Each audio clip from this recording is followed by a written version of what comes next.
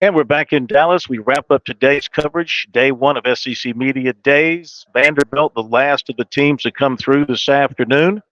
I think last is the operative word there because without question, Vanderbilt will be picked last in the SEC preseason rankings when that comes out later this week of the 16 teams now in the league. A lot of work still ahead for Clark Lee as he goes into year number 4 at his alma mater. At least he has a refurbished stadium to show off to recruits, but the results are still not there with Vanderbilt. It remains to be seen if they'll get it done this year. Got a couple of transfer quarterbacks coming in, but a lot of rebuilding still to do. They have hit the transfer portal in both ways. They've lost players to the portal, including the McGowan's kid from Lawrence, who was one of their best receivers. He's departed, almost ended up in South Carolina, but ended up elsewhere.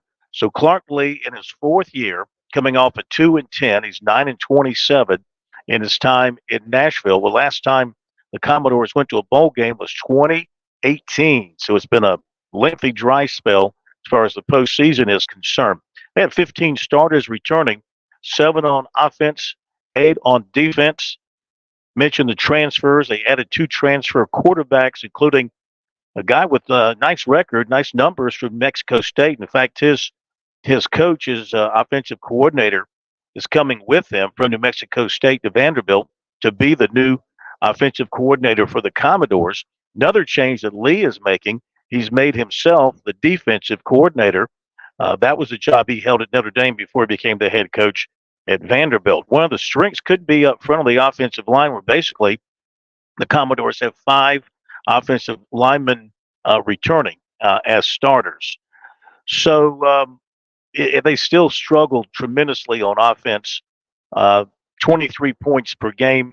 Their average last year, and their defense allowed 36 points per game. So still got to improve some on the offensive side and get a lot better on the defensive side if they're going to be competitive. Vanderbilt will host the Gamecocks in Nashville on November the 9th. Obviously, that's a game that South Carolina's circling as a potential win on their schedule. And Vanderbilt hopes to be improved enough by then to maybe they can defeat the Gamecocks in Nashville and get a big SEC win for them. But for the most part, it looks like it's going to be another long season of SEC football for Vanderbilt, and see if Coach Lee can get things turned around with the changes he's made there with that program.